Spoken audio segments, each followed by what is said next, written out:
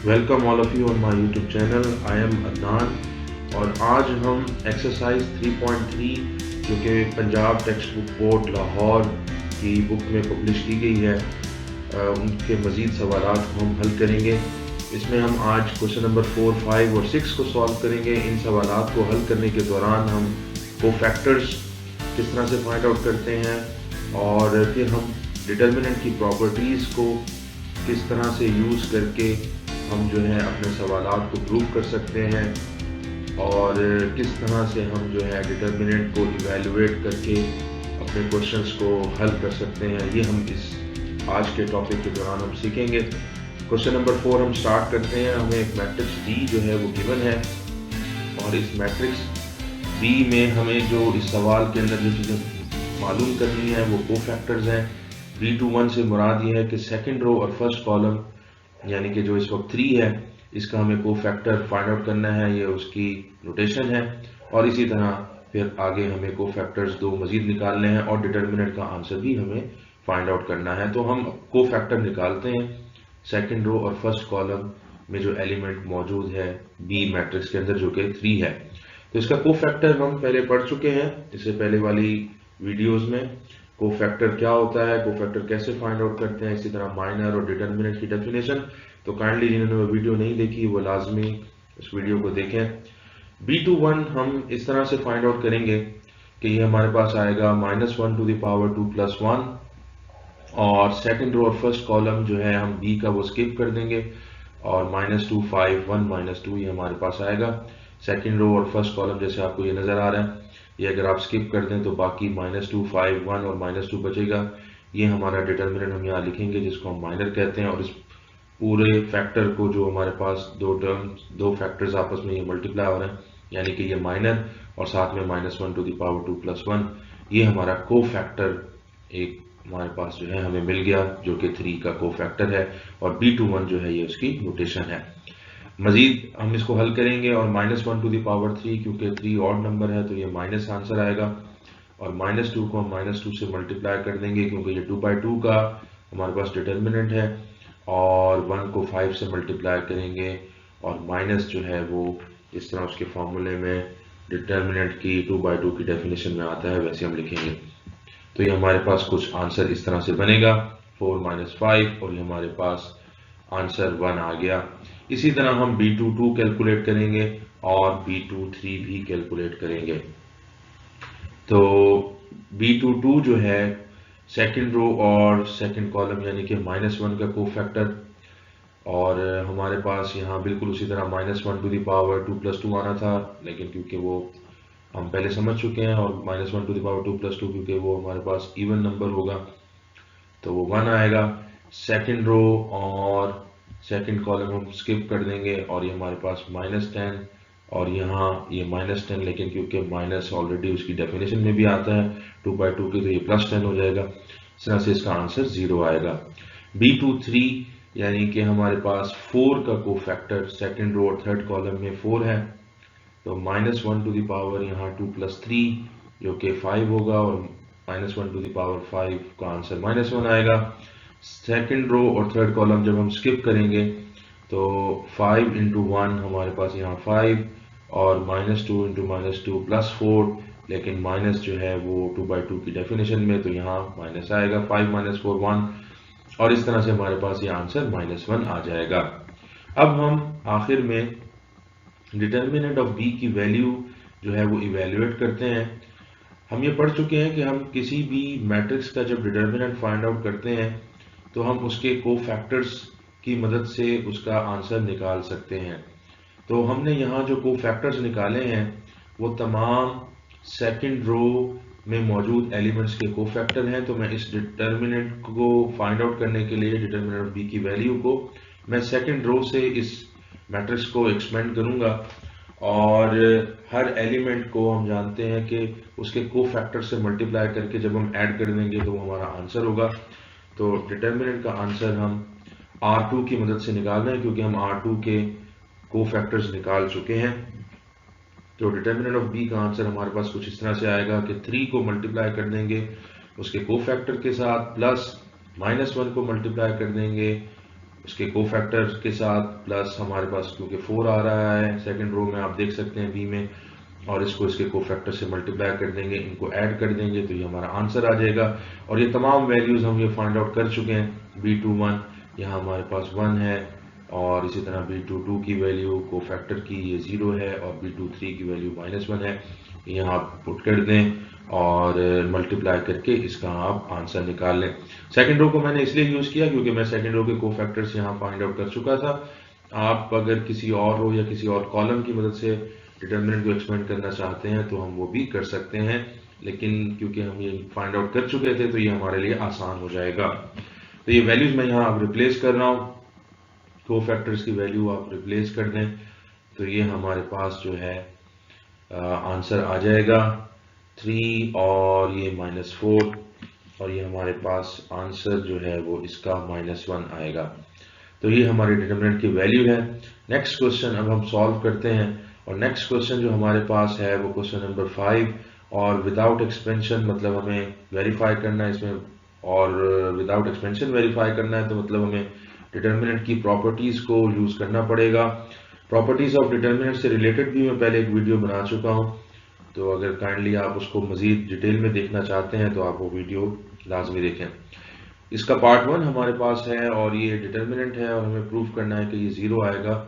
हमने डिटर्मिनेंट की प्रॉपर्टीज़ में पढ़ा था कि डिटर्मिनेंट का आंसर 0 जो है वो इस सूरत में आ सकता है कि अगर उसकी तमाम रोज में मौजूद एलिमेंट 0 हो जाए, या उसके किसी कॉलम में जो एलिमेंट्स हैं तमाम के तमाम वो 0 हो जाए, और थर्ड कंडीशन ये हो सकती है कि उसकी कोई सी 2 रोज या तो आइडेंटिकल हो जाएं या कोई से 2 कॉलम आइडेंटिकल हो जाएं, तो फिर डिटर्मिनेंट का आंसर 0 होता है।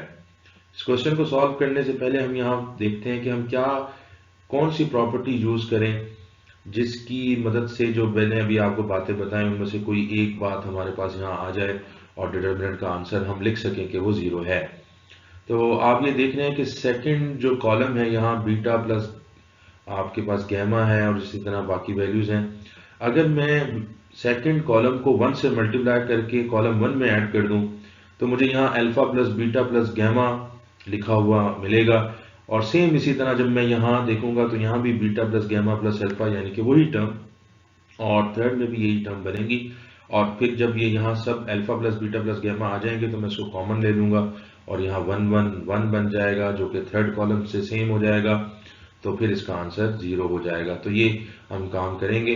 कॉलम 1 में मैं ऐड कर रहा हूँ कॉलम 2 को 1 से मल्टीप्लाई करके लेफ्ट हैंड साइड में, और हमारे पास जो है जब हम कॉलम 2 को 1 से मल्टीप्लाई करेंगे और कॉलम 1 में ऐड करेंगे तो हम ये पढ़ चुके हैं प्रॉपर्टीज में कि कॉलम 1 में चेंज आएगा, और कॉलम 1 हमारे पास कुछ इस तरह से बन जाएगा कि यहाँ alpha plus beta plus gamma और इसी तरह बाकी ये वैल्यूज आप ऐड कर दीजिएगा इसमें। और ये टर्म जो है मैं ये alpha plus beta plus gamma common ले रहा हूँ फर्स्ट कॉलम से कॉमन लेने के बाद हमारे पास जो है इस डिटरमिनेंट की फॉर्म कुछ ऐसी बन जाएगी कि यहाँ हमारे पास जो है 1 1 1 आ गया। तो ये कॉलम 1 और कॉलम 3 क्योंकि अब आइडेंटिकल हो गए तो अब इस डिटरमिनेंट का आंसर हमारे पास जो है वो 0 के बराबर होगा। इस तरह से हम जो है इस क्वेश्चन को हल कर सकते हैं आसानी के साथ। हमने प्रॉपर्टीज को यूज किया है और प्रॉपर्टीज को हमने यूज करके इस क्वेश्चन को हमने हल कर दिया है। क्वेश्चन नंबर 5 का नेक्स्ट पार्ट हम देखते हैं। क्वेश्चन नंबर 5 बहुत इंपॉर्टेंट क्वेश्चन है एग्जाम से रिलेटेड भी, और हम पहले भी इस तरह का क्वेश्चन कर चुके हैं इससे पहले वाली वीडियो में जिसमें हम विदाउट एक्सपेंशन एक क्वेश्चन था उसको हमने मुख्तलिफ पार्ट्स को किया था। तो क्वेश्चन नंबर 5 का अब हम पार्ट 3 करने जा रहे हैं।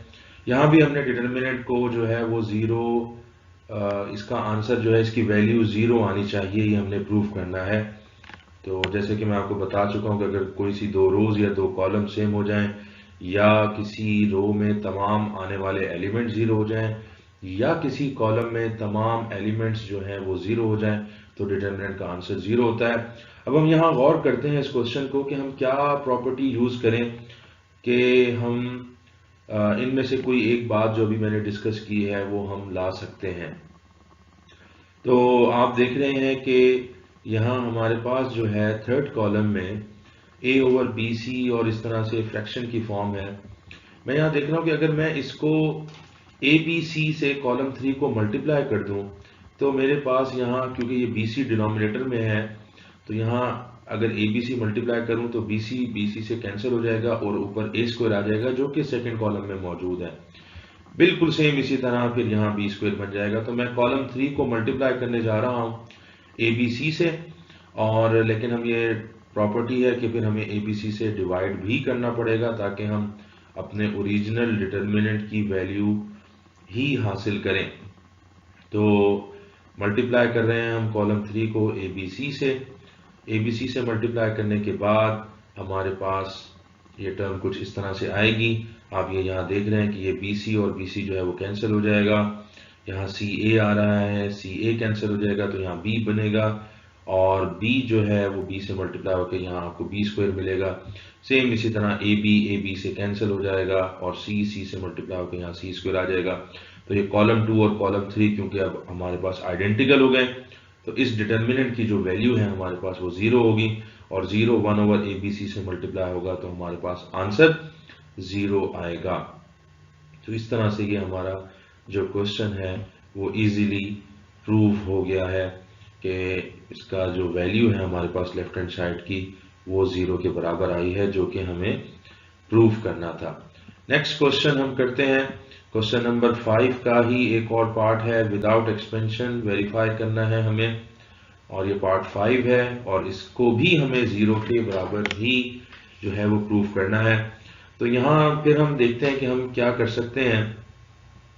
तो आपको जैसे ये नज़र आ रहा है कि लेफ्ट हैंड साइड में यहाँ फिर एक उसी तरह फ्रैक्शन है जिस तरह यहाँ क्वेश्चन नंबर 5 पार्ट 3 में कॉलम 3 में आ रही थी।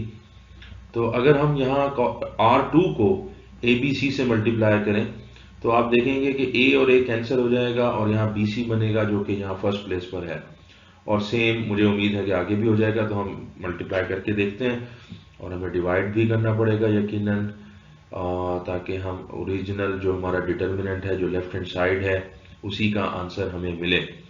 तो R2 को मल्टीप्लाई करें ABC से और लेफ्ट हैंड साइड से मुराद यानी कि ये डिटर्मिनेंट, इसकी वैल्यू को ABC से डिवाइड भी करेंगे तो हमारे पास कुछ इस तरह से वैल्यू आएगी 1 ओवर ABC, और डिटर्मिनेंट हमारे पास फर्स्ट रो के एलिमेंट्स आ गए, सेकंड रो के एलिमेंट को हम ABC से मल्टीप्लाई कर रहे हैं।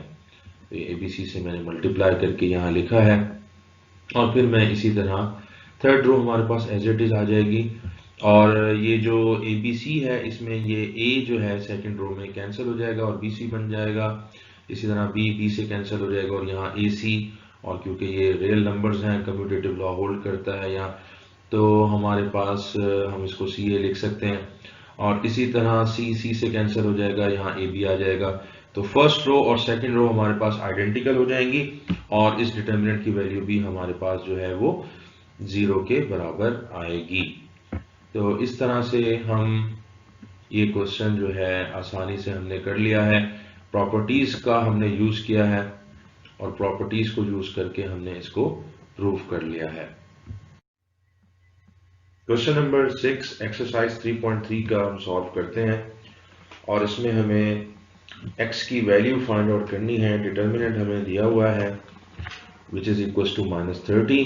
तो हम इस डिटर्मिनेंट को एक्सपेंड कर लेते हैं R3 से या कॉलम 3 से, क्योंकि हमारे पास यहाँ ये 0 है तो इसको हम यूज़ कर लेंगे तो हमारे पास आसानी हो जाएगी। तो जब हम इसको एक्सपेंड करेंगे R3 से तो x जो है वो अपने कोफैक्टर से मल्टीप्लाई होगा, इसी तरह 1 और 0 अपने कोफैक्टर से, क्योंकि वो 0 कर देगा उसे। तो x जो है वो क्योंकि थर्ड रो और फर्स्ट कॉलम में है तो हमारे पास -1 टू द पावर 3 + 1 यानी कि प्लस में आंसर आएगा, फिर नेक्स्ट का जो है वो माइनस में होगा और अगला प्लस में आएगा।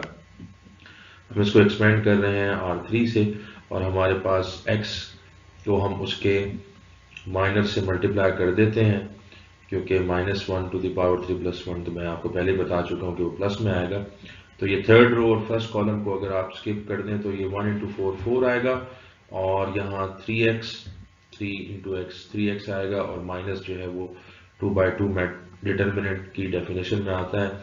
तो ये 4 - 3x आपको मिल जाएगा। तो ये x से हमने इसको मल्टीप्लाई कर दिया है क्योंकि हम डिटरमिनेंट का आंसर फाइंड आउट करना चाह रहे हैं। तो इसी तरह अब जो है आगे हमारे पास ये, क्योंकि 1 जो है वो थर्ड रो और सेकंड कॉलम में है, तो यहाँ -1 टू द पावर 3 + 2 यानी कि ऑड नंबर, तो वो माइनस में आएगा। तो यहाँ इस वजह से मैंने यहाँ माइनस लिख दिया है। थर्ड रो और सेकंड कॉलम को आप स्किप कर दो तो 3 × 4 12 और -1 × x जो है वो -x आएगा, और डेफिनेशन में भी क्योंकि ऑलरेडी माइनस होता है तो ये +x। आगे हमारे पास जो एलिमेंट है थर्ड रो में वो 0 है, यहाँ इसका कोफैक्टर लिखने की जरूरत नहीं क्योंकि उसको 0 कर देगा। अब यहाँ हम x को मल्टीप्लाई कर देते हैं तो ये 4x - 3x² और -12 -x = -30। 30 बोथ साइड हम ऐड कर देते हैं तो हमारे पास ये इक्वेशन कुछ इस तरह से बनेगी, और ये 4x - x 3x होता है, तो ये -12 + 30 जो है वो हमारे पास 18 आएगा। -3 से हम यहाँ डिवाइड कर देते हैं, और -3 से जब हम डिवाइड करेंगे तो इक्वेशन हमारे पास x² - x - x = 0। -x के हम पेयर बना लेते हैं और ये हमारे पास आएंगे -3x + 2x -6 = 0। इन दो टर्म में से x कॉमन हम ले लेते हैं और आगे 2 कॉमन आ रहा है। x - 3 हमारे पास जो फैक्टर है ये कॉमन आ रहा है दोनों टर्म्स में, तो x - 3 को कॉमन ले लिया और ये दोनों मल्टीप्लाई होकर 0 हैं, तो आइदर x - 3 is 0 और x + 2 is 0। अगर x - 3 0 हो तो x की वैल्यू जो है वो हमारे पास 3 आएगी, और x + 2 अगर 0 हो तो x की वैल्यू हमारे पास -2 आएगी। तो ये दोनों वैल्यूज जो हैं ये हमारे पास x की वैल्यू हो सकती हैं इस डिटर्मिनेंट के लिए। तो ये हमारा आंसर है x = 3 और x = -2। तो ये क्वेश्चन नंबर 6 हो गया। इसी तरह हमारे पास एक और क्वेश्चन है, इंपॉर्टेंट क्वेश्चन है, क्वेश्चन नंबर 7, और क्वेश्चन नंबर 7 को हम सॉल्व करते हैं। क्वेश्चन नंबर 7 के अंदर हमारे पास हमने प्रूफ करना है, शो दैट, कि ये हमारे पास क्वेश्चन नंबर 7 का पार्ट 1 है और बड़ा इंपॉर्टेंट क्वेश्चन है। नॉर्मली एग्जाम्स में ये अक्सर पूछा भी जाता है, तो ना भी पूछा जाए तो तब भी ये अहम ही है। और हम इसमें जो है ये 4/4 का आप देख रहे हैं डिटर्मिनेंट है और ये प्रूफ करना है हमें। तो यहाँ हम डायरेक्ट इसको एक्सपेंड भी कर सकते हैं, लेकिन 4/4 का है, अगर आप इसको डायरेक्ट एक्सपेंड करेंगे तो आपको थोड़ी सी कैलकुलेशंस आपकी जो है वो थोड़ी लंबी हो जाएंगी, मुश्किल हो जाएंगी आपके लिए। कर सकते हैं यकीनन आप बगैर प्रॉपर्टीज के भी, लेकिन मैं इसे प्रॉपर्टीज जहां तक इस्तेमाल कर सकता हूं प्रॉपर्टीज यूज करूंगा और फिर उसको एक्सपेंड करूंगा। राइट हैंड साइड पे आपको देखें जैसे x + 3 नजर आ रहा है, तो मैं यहां देख सकता हूं कि अगर मैं R4, R3 और R2 को 1 से मल्टीप्लाई करके अगर मैं R1 में ऐड कर दूं, तो क्योंकि ये तीनों 1 ऐड हो जाएंगे और ये 3 हो जाएगा, तो यहाँ x + 3 बन जाएगा। यही क्योंकि ये सब ऐड होंगे इसी तरह, तो यहाँ फिर x + 3 आ जाएगा, तो x + 3 R1 में आ जाएगा, वो मैं कॉमन ले लूंगा। फिर उसके बाद ये अगला जो फैक्टर जैसे ये नजर आ रहा है वो मैं बना सकता हूँ, और x + 3 को कॉमन ले सकता हूँ, 1 बन जाएंगे, 0 बना सकता हूँ, क्योंकि हम 0 जब बना लेंगे तो फिर जब डिटर्मिनेंट को एक्सपेंड करेंगे तो वो अपने को फैक्टर से मल्टीप्लाई होकर हमारी कैलकुलेशंस को जो है वो आसान कर देगा। तो इसको हम सॉल्व करते हैं, देखते हैं कि किस तरह से ये होगा। तो मैंने R2, R3, R4 को 1 से मल्टीप्लाई करके R1 में ऐड किया, R1 में चेंज आएगा हमारे पास, और R1 में हमारे पास जो है वो x + 3, इस तरह से x + 3, x + 3 ये तमाम टर्म्स बन जाएंगी। बाकी जो वैल्यूज हैं R2, R3, R4 वो एज इट इज मैंने यहाँ लिखी हैं। x + 3 आपको यहाँ कॉमन नजर आ रहा है, तो मैं x + 3 जो है वो कॉमन ले लेता हूँ। तो x + 3 कॉमन लेने के बाद हमारे पास जो डिटर्मिनेंट है वो यहाँ फर्स्ट रो में तमाम 1 1 1 आ जाएंगे। अब इससे आगे जाने के लिए हम मजीद जो है वो इसको सॉल्व करेंगे, और वो इस तरह से कि हम यहाँ प्रॉपर्टी यूज कर रहे हैं एक और, R1 को -1 से मल्टीप्लाई करके R2 में ऐड कर रहे हैं। और ऐसा क्यों है? क्योंकि हमारे पास राइट हैंड साइड में अगर आप वहां देखेंगे तो x - 1 नजर आ रहा है, और वैसे भी हमने यहाँ क्योंकि 1 1 1 बना लिए हैं तो हम यहाँ 0 बना लेंगे और फिर इसको एक्सपेंड करेंगे।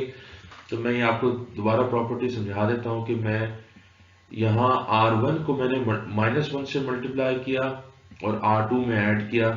तो क्योंकि वहाँ 1 था तो यहाँ ये 0 हो जाएगा, 1 -1, और यहाँ x लिखा हुआ था तो यहाँ x -1 आ जाएगा। इसी तरह यहाँ 1 था पहले पिछले स्टेप में, अगर आप देख लें तो यहाँ 0 आएगा, इसी तरह यहाँ भी 0 आ जाएगा। सेम यही स्टेप जो है हमने R3 में भी हमने ऐड किया है, वो रिजल्ट, वो नंबर्स जो कि हम R1 को -1 से मल्टीप्लाई करके हासिल करेंगे। तो यहाँ हमारे पास इस तरह से ये 0 आ जाएंगे और यहाँ x -1 आ जाएगा। और इसी तरह R4 में भी हमने R1 को -1 से मल्टीप्लाई करके उन एलिमेंट्स को हमने R4 में ऐड किया, तो यहाँ चेंज R4 में आएगा। अब ये आप देख रहे हैं गौर से कि हमारे पास यहाँ x -1 जो है R2 में, R3 में और R4 में ये कॉमन आ रहा है, तो मैं ये इनमें से कॉमन ले लेता हूँ। तो ये हमारे पास x -1 का जो है क्यूब बन जाएगा, x+3 ऑलरेडी आ रहा था और x -1 का क्यूब आ गया, और ये हमारे पास एक डिटर्मिनेंट आ गया है। और ये डिटर्मिनेंट, इसको हम एक्सपेंड कर सकते हैं और इसका डायरेक्ट आंसर इसलिए लिख सकते हैं क्योंकि हमारे पास एक प्रॉपर्टी है, और प्रॉपर्टी ये है कि अगर हमारे पास कोई मैट्रिक्स हो और वो मैट्रिक्स ट्रायंगुलर फॉर्म में हो तो हम उसका डिटर्मिनेंट जो है इजीली फाइंड आउट कर सकते हैं। जस्ट हमें मेन डायगोनल के एलिमेंट्स को मल्टीप्लाई करना है। तो इस वक्त ये जो डिटर्मिनेंट है it is in triangular form, ये ट्रायंगुलर फॉर्म के अंदर है। तो क्योंकि ये हमारा मेन डायगोनल जिसके आपको 1 नजर आ रहे होंगे और इसके नीचे तमाम एलिमेंट्स जो हैं वो ये 0 हैं, तो it is in triangular form. तो हम यहाँ इसका आंसर इजीली फाइंड आउट कर सकते हैं कि डायगोनल के एलिमेंट्स को मल्टीप्लाई कर दें जो कि 1 है, तो इसका आंसर जो है वो हमारे पास इस डिटर्मिनेंट का आंसर 1 आएगा। साथ में ये बाहर जो आपको 2 फैक्टर्स मल्टीप्लाई हुए नजर आ रहे हैं वो हमारे पास आएंगे। तो ये मैंने यहाँ प्रॉपर्टी आपकी आसानी के लिए लिख दी है कि if a matrix is in triangular form then the value of its determinant is the product of the entries on its main diagonal। तो ये हमारे पास जो आंसर है वो कुछ इस तरह से आएगा। लेफ्ट हैंड साइड हमारे पास x+3 x -1 का क्यूब और मेन डायगोनल के एलिमेंट्स जो हैं वो हमने मल्टीप्लाई कर दिए हैं। तो ये हमारा प्रूफ हो गया। उम्मीद है आपको समझ आ गया होगा। अगर आपका कोई क्वेश्चन हो तो काइंडली मुझे आप कमेंट में ज़रूर लिखें। अगर आपको ये वीडियो पसंद आई है तो इसको ज़रूर लाइक करें, इसको शेयर करें, और अगर अभी तक आपने मेरा चैनल सब्सक्राइब नहीं किया तो काइंडली मेरे चैनल को ज़रूर सब्सक्राइब करें और बेल के आइकॉन को वहाँ लाजमी प्रेस करें ताकि आपको नई आने वाली वीडियोस अगर वो आपसे रिलेटेड हैं और आपके लिए फ़ायदेमंद हैं तो आपको पता चलता रहे और आप वो वीडियोस देखें। आप सबका बहुत शुक्रिया।